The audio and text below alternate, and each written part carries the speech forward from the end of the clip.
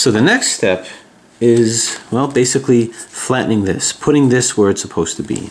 Where is it supposed to be? It is supposed to be, well, here. Yep, it can only be here. There's no equivalencies there.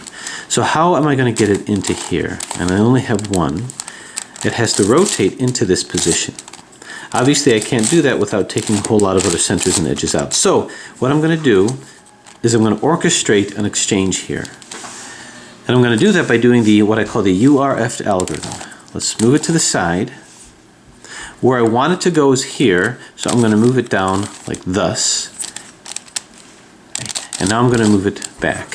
So I'm going to orchestrate an exchange between these two pieces. So that's going to be to U. Got to get lined up. To R. Then it'll be a deep to F. And then to U. And to F. To R. To U. And to F. Okay, the exchange was done. What I need to do to get it back is I need to move it like so. And then I need to move this in like thus. And now I need to go like this.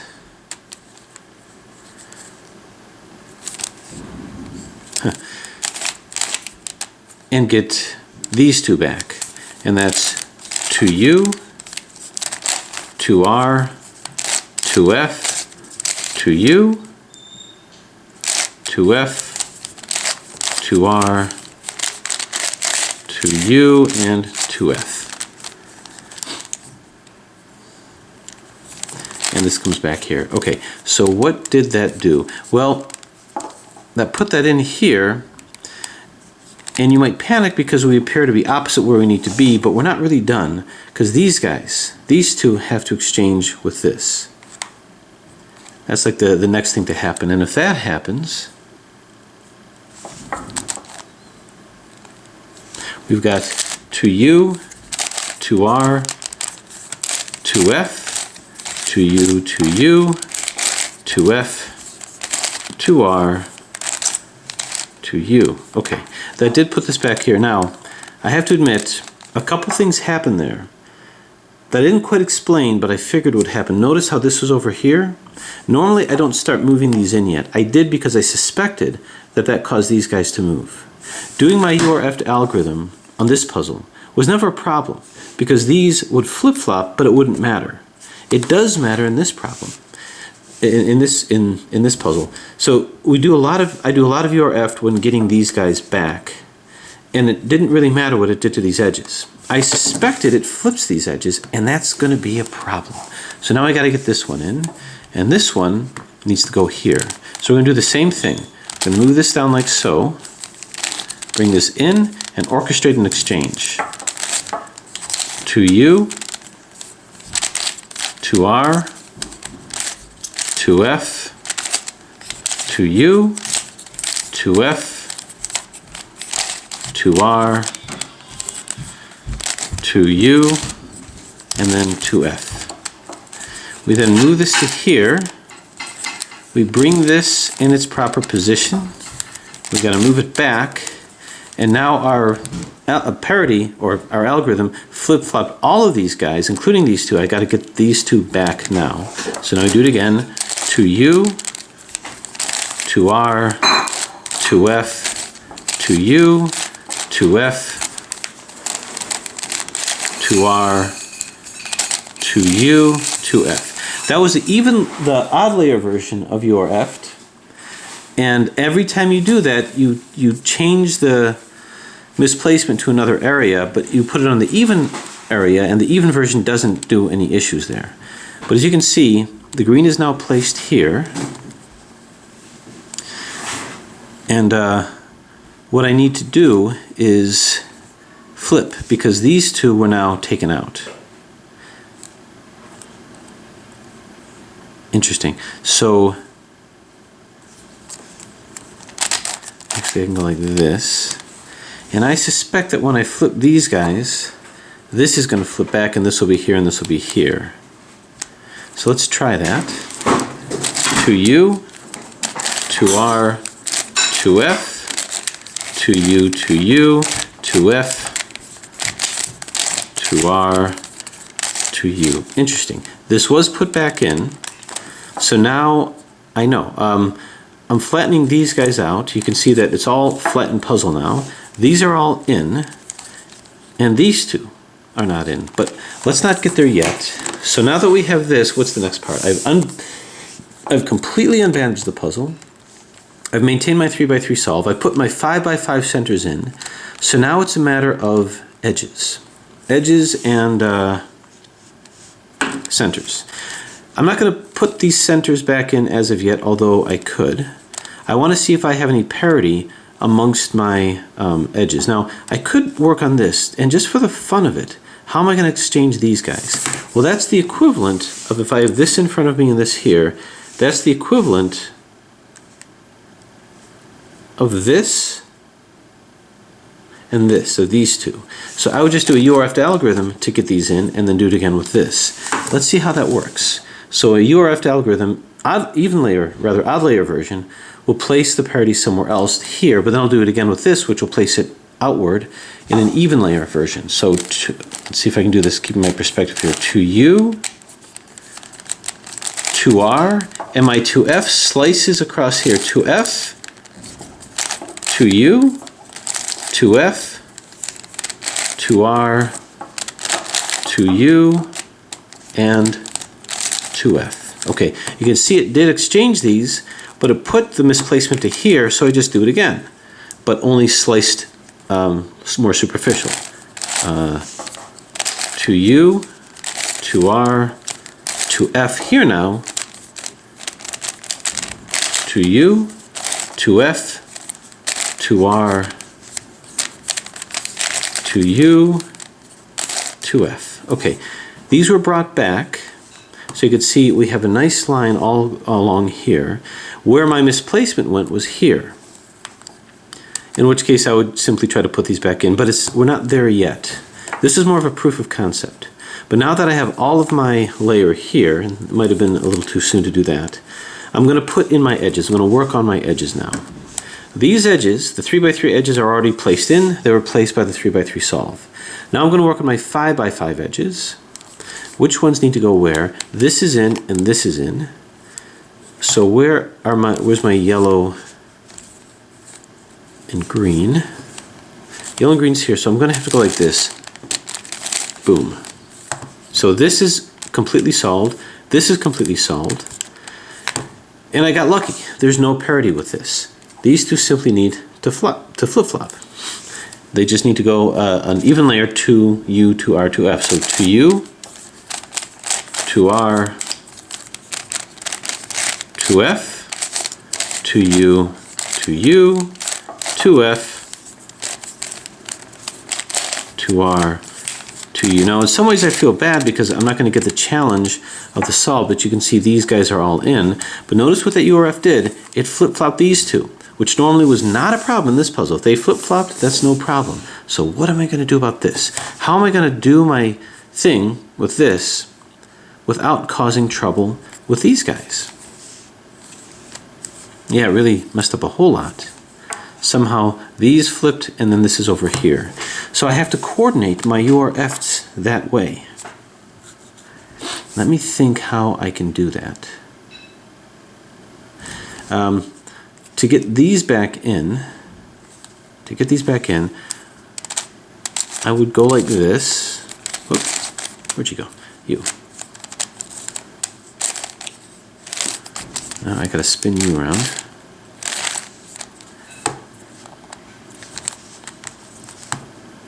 Okay, I could flip these two. By flipping these two, it's gonna flip this. All right, let's walk this path and see what happens. 2U, 2R, and then a deep 2F, 2U.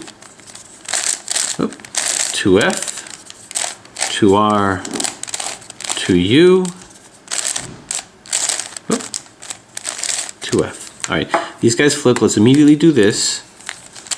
2U, to R, to F, to U, to F, to R, to U, to F. Okay. This flipped the way that I wanted it to, but it did put the misplacement somewhere else. It put the misplacement, well, I'll put it here. So as you can see, if I flip this, this will go here to its green, this will go here to its red, so that'll happen. But if I do that, these two are going to flip. Now, I have two that need to be flipped. So if I can simply orchestrate these two flipping in conjunction with this being here, and then get it back, well, then we're doing all right. And let's see how we can do that.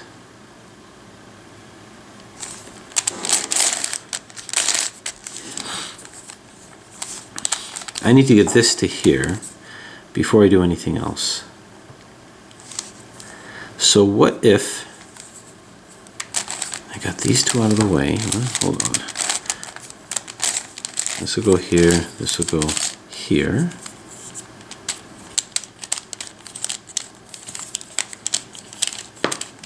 Okay, I'm really taking a roundabout journey here. Oh, no, that's not going to work. That's not going to work. Okay, I may be thinking about this wrong because these guys are not in yet either. And that could have some meaning here. So what if I just move this to here? I do my exchange, these two will exchange, green will go with green, this will be with this. Now let's just try it. To U, to R, to F, to U, to F, to R, to U.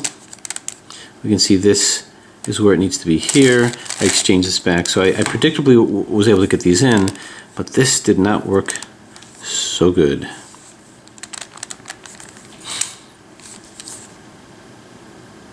Okay, well, isn't this exciting?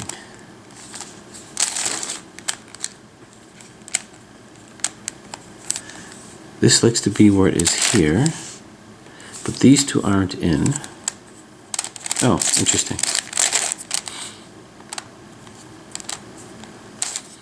So if I go like this, and then I go like this, and go back like this. Okay, so these are in. Oh, right back where I started from.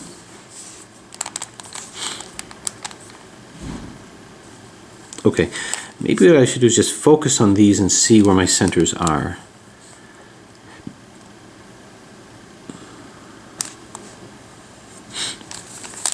In the meantime, I could move these in by sliding U technique.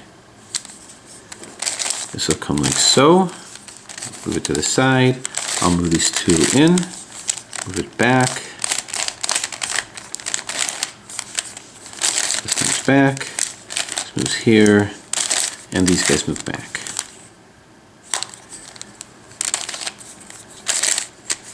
Moves here. Turn. Just getting the centers back here.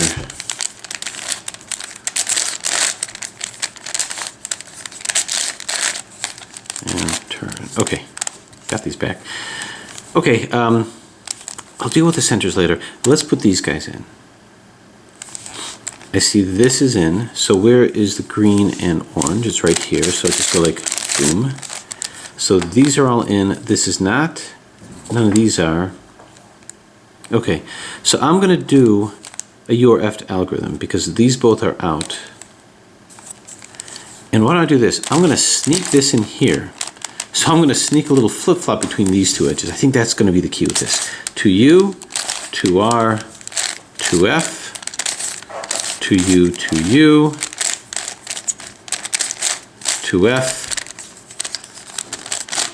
to R, to U. Okay, that snuck in this little switcheroo, which is good, I guess.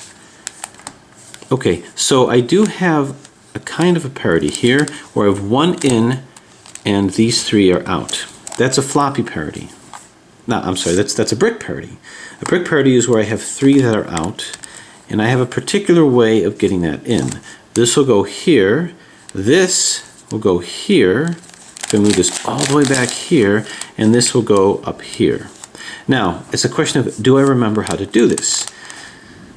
Now, it should be fairly intuitive, but with the brick parity, this is the left-sided version, so I'm going to do a 2F, and we're going to do a UI, 2L, U, 2R, UI, 2L, 2L, U, 2R, UI, 2L, U, 2F. Okay, I had to work backwards because I don't know that I started that algorithm quite correctly. So let's try that again. I had to very quickly do damage control. I believe it's 2F.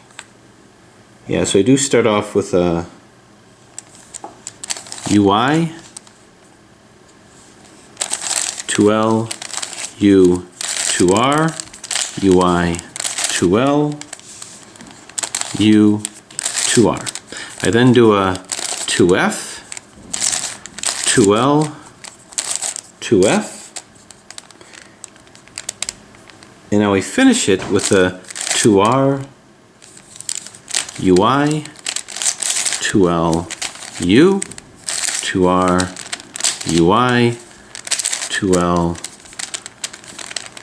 U. We do a 2F, blast this here, and 2F. And yes, in, and in.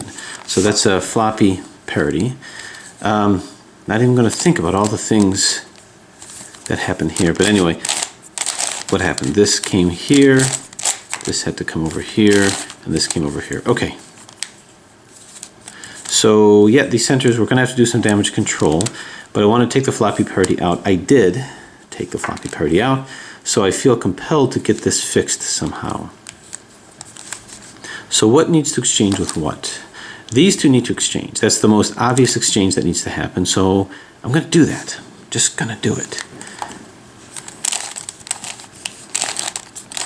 2U, 2R, 2F, 2U, 2F, 2R, 2U, 2F. Then do it again for damage control. 2U, 2R, 2F, 2U, 2F, 2R, 2U, and 2F. Okay, it did put those in, and it did take my parity to here, or my misplacement to here. So when I bring these back, these are going to flip-flop. I don't want that to happen. Can I put these in this position? Is there a way to do that? Because if I can, well, then we're good. How do I move these two in? That seems like a tough call to me. Now I could easily just move it manually like that, and these two will flip-flop. That's not going to do me any good, unless I come up with a completely new algorithm.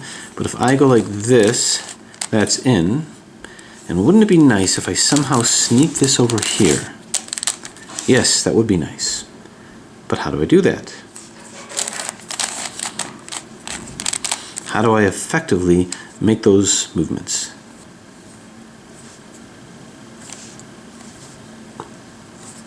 I got it. Okay. Move this here so that they're next to each other. Ah, it's so simple. Move this here so that now these can be flip-flopped. Then I simply undo that. Aha! 2U, 2R, 2F, 2U, 2U, 2F, 2R, 2U. Okay? Now we move this back like so, move this back like thus, and it worked. All these are in, and now our 5 by 5 edges are in. That was a lot of fun. It's a matter of just trying to figure things out, knowing how things work. Now, that I never encountered that with this puzzle. This is a brand new 3 by 5 by 7 strategy, knowing that before I was always able to flip these with no problems. Now I have to coordinate my U or Fs to make sure that they are coordinated. But because there's no parity problem with that, I'm able to do what I got to do. The rest is just damage control with this part of the puzzle. So if I move this to here, we're going to go bring the 2 whites into here. Whoops. This across here, and this back. Move this in like thus. Here.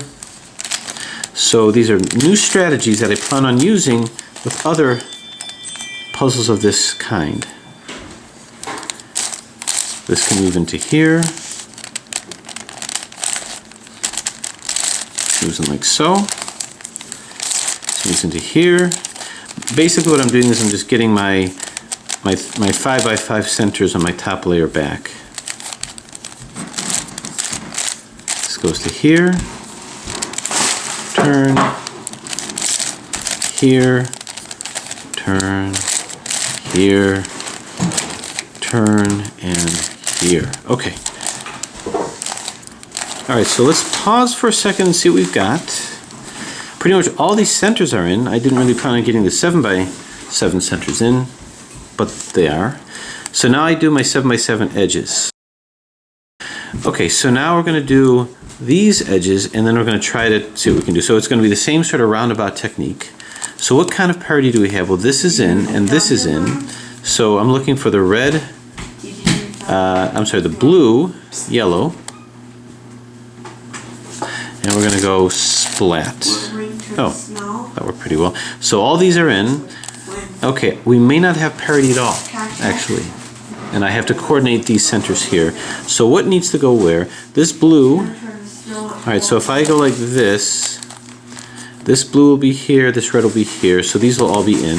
So you've got 2U, 2R, 2F, 2U, 2U, 2F, 2R, 2U. Okay, so I put all these in. These are out. So if I move this to here, this will get all these in. This will be interesting. So we'll see. These are going to flip-flop. So we've got 2U. Well, are these truly where they need to be? Yeah. Okay. Let's see what happens. 2U, 2R, 2F. 2U, 2U, 2F, 2R, and 2U. Okay, so you see all the edges are in. We are just filled with centers, though, that are not. So how do we get this in? Well, a U or F will bring this in. So we know how to do that. Let's just see what happens. 2U, 2R, and then a deep 2F, 2U, a deep 2F, 2R, 2U, and 2F. Now, do it again as it was brought to this layer. Oop, wrong 2U, 2U, 2R, 2F, 2U, 2F, 2R, 2U, and 2F. Looks pretty good. In any other puzzle that would be fine, but you can see these are shifted. I can easily get that back, and normally that would have been fine with a normal 3 by 5 by 7, but these two will flip. And is there a way out of that? I don't see one. But maybe there will be a way in the future, so I'm going to let that stand. 2U, 2R, 2F, 2U, 2U, 2F, 2R, 2U. Predictably, these flip. Now, the reason why I didn't worry about that is because I haven't broken the symmetry of the puzzle yet, because these two need to come in, and when these come in, there's the opportunity of these guys flipping back. So let's go ahead and do the same thing. I'm going to move these two in. 2U, 2R, deep 2F, 2U, 2F, 2R, 2U, and 2F. Now it was taken to here. we get this back in, to U, to R, to F, to U, to F, oof, haha, to R, to U, and to F. What should have been the end of the puzzle has become not the end of the puzzle, because now I have to get these two back. Now here's something interesting that happened. These fix themselves. Now when I do the 2U, 2R, 2F, with this one, I'm going to get equivalent shifting of this. And that won't be a problem at all. So the equivalencies of this are going to come into play. So you'd think that there may be a parity where how am I going to get this back without getting these out because of these equivalencies. These are not equivalent, these are. So we just do a 2U, 2R, 2F, 2U, 2U, 2F, 2R, 2U, and haha, thought it was done, but it's not. These two did come out, and this is a dilemma. It's a dilemma because to put that in, I have to do a U or F, I have to get these out. So I'm going to have two that were out. Now it's interesting because I didn't know these were going to be cycled in with this. Isn't that interesting? Well, let's do that. 2U, 2R, 2F, 2U, 2U, 2F, 2R, 2U. Okay, how am I going to get these in without, well, I thought I was borrowing upon the equivalency of these, but maybe that's what I can do. What if I do a sliding U technique? This will go here, this will go here, and this will go here. And then I can put two in here and then just place them? Well, that's a possibility. I hadn't considered that. Is there an easier way to do it? For instance,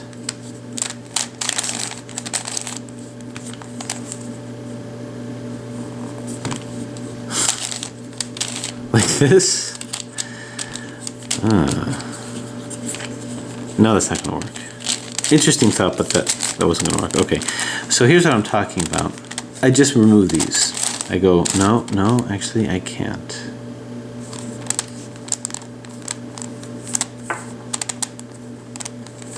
If it was these two, maybe.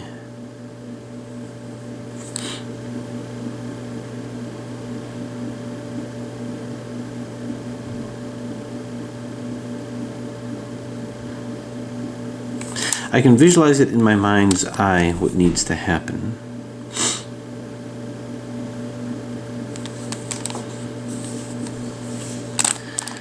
And basically what it comes down to is it comes down to involving these, because that's the equivalency that's needed. This needs to be into here. Just what if I just move it in like that? And then what if I just move this like so?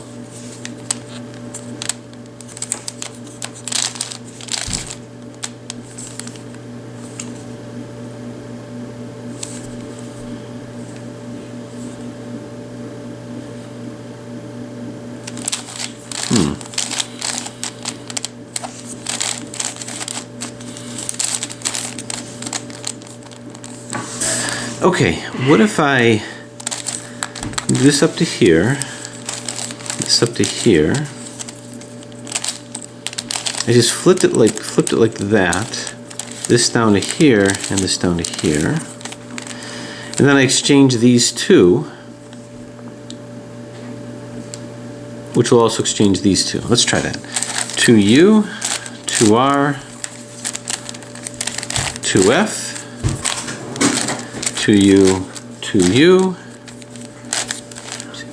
2F, 2R, 2U. Okay, so what I did is I got these back and I just moved it to here.